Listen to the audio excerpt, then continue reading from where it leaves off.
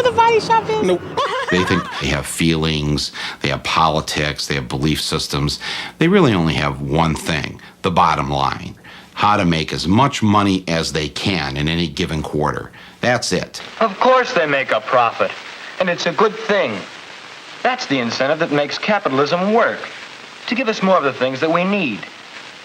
That's the incentive that other economic systems lack. People accuse us of only paying attention to the economic leg because they think that's what a business person's mindset is. It's just money. And it's not so, because we as business people know that we need to certainly address the environment, but also we need to be seen as constructive members of society. There are companies that do good for the communities. They produce services and goods that are of value to all of us, that make our lives better, and that's a good thing. The problem comes in the profit motivation here, because these people, there's no such thing as enough. And I always point out there's no organization on this planet that can neglect its economic foundation. Even someone, living under a banyan tree is dependent on support from someone. The economic leg has to be addressed by everyone. It's not just a business issue. But, unlike someone under a banyan tree, all publicly traded corporations have been structured through a series of legal decisions to have a peculiar and disturbing characteristic. They are required, by law, to place the financial interests of their owners above competing interests. In fact, the corporation is legally bound to put its bottom line ahead of everything else, even the public good. That's not a law of nature. That's a very specific decision, in fact, the judicial decision. So they're concerned only for the short-term profit of their stockholders, who are very highly concentrated. To whom do these companies owe loyalty? What does loyalty mean? Well, it turns out that was a rather naive concept anyway, as corporations are always owed obligation to themselves to get large and to get profitable. In doing this, it tends to be more profitable to the extent it can make other people pay the bills for its impact on society. There's a terrible word that economists use for this called externalities. An externality is the effect of a transaction between two individuals on a third party who has not consented to or played any role in the carrying out of that transaction. And there are real problems in that area, there's no doubt about it. Running a business is a tough proposition. There are costs to be minimized at every turn. And at some point, the corporation says, let somebody else deal with that. Let's let somebody else supply the military power to the Middle East to protect the oil at its source. Let's let somebody else build the roads that we can drive these automobiles on. Let's let somebody else have those problems. And that is where externalities come from. That notion of let somebody else deal with that. I got all I can handle myself. A corporation is an externalizing machine in the same way that a shark is a killing machine. Each one is designed in a very efficient way to accomplish particular objectives. In the achievement of those objectives, there isn't any question of malevolence or of will. The enterprise has within it, and the shark has within it, those characteristics that enable it to do that for which it was designed. So the pressure's on the corporation to deliver results now and to externalize any cost that this unwary or uncaring public will allow it to externalize.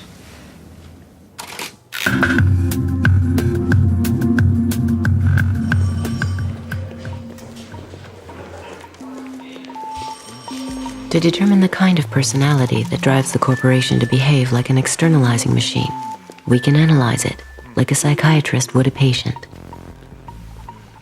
We can even formulate a diagnosis on the basis of typical case histories of harm it has inflicted on others, selected from a universe of corporate activity.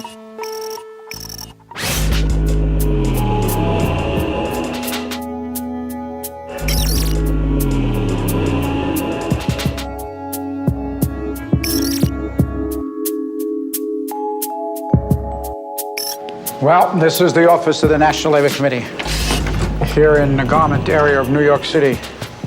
It's a little bit disheveled. These are all from different campaigns. To make this stuff concrete as possible, we purchase all of the products from the factories that we're talking about. This shirt sells for $14.99, and the women who made the shirt got paid 3 cents. Liz Claiborne jackets made in El Salvador. The jackets are $178, and the workers were paid 74 cents for every jacket they made. Alpine car stereos, 31 cents an hour. It's not just sneakers, it's not just apparel, it's everything.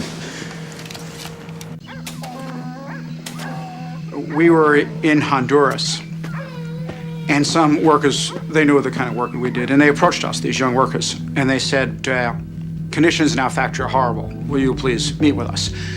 And we said we would, but you can't meet in the developing world. You can't walk up to a factory with your notebook and workers come out, you interview them. I mean, there's goons, there's spies, the military police. So you do everything in a clandestine manner. We're about to start the meeting, and in walk 3 guys. Very tough-looking guys. The company had found out about our meeting and sent these spies. Obviously, we didn't have the meeting, but these young girls were really bright. And as they were leaving, away from the eyesight of the spies, they started to put their hands underneath the table. And I put my palm under there, put my hand under there, and they put into my hand their pay stubs. So we'd know who they were, what they were paid, and the labels that they made in the factory, so we'd know who they worked for.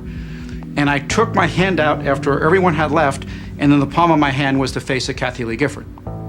But the bottom of it is the interesting part. A portion of the proceeds from the sale of this garment will be donated to various children's charities.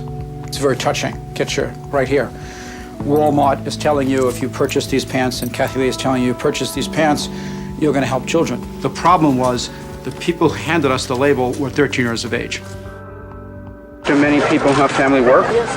Just me. You support, how many people do you support? 8 people. 8 people. And how do you do with that salary? Is it enough? ¿Alcanza? ¿Es suficiente para cuidar 8 gente? No. Let's look at it from a different point of view. Let's look at it from the point of view of the people in Bangladesh who are starving to death, the people in China who are starving to death, and the only thing that they have to offer to anybody that is worth anything is their low-cost labor.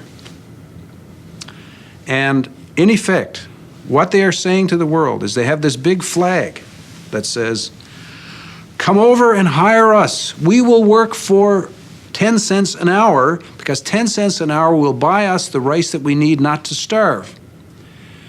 And come and rescue us from our circumstance. And so when Nike comes in, they are regarded by everybody in the community as an enormous godsend.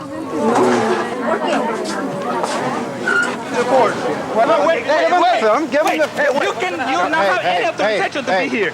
The door was wide open. No. That's my clothes. Those are my clothes. No, this is not your clothes. Where's your camera? Let's look. Don't touch the woman. Okay, why? Okay. This is a private company. Yes. Without permission, how can you come in?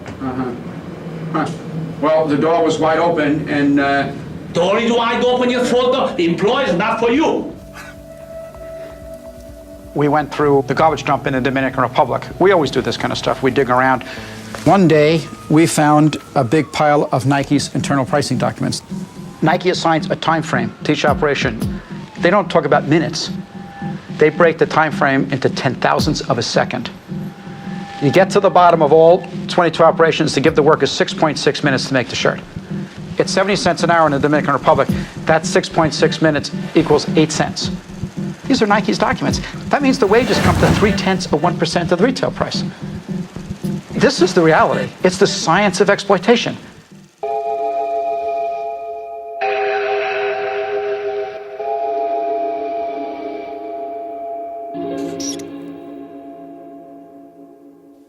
What happens in the areas where these corporations go in and are successful? They soon find that they can't do any more in that country because the wages are too high now. And what's that another way of saying? Well, the people are no longer desperate. So, okay, we've used up all the desperate people there. They're all plump and healthy and wealthy. Let's move on to the next desperate lot and employ them and raise their level up.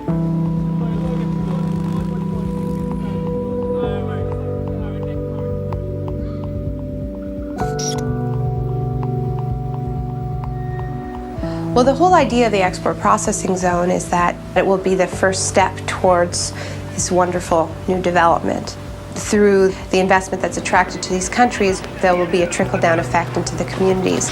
But because so many countries are now in the game of creating these free trade enclaves, they have to keep providing more and more incentives for companies to come to their little denationalized pocket, and that the tax holidays get longer. So the workers rarely make enough money to buy 3 meals a day, let alone feed their local economy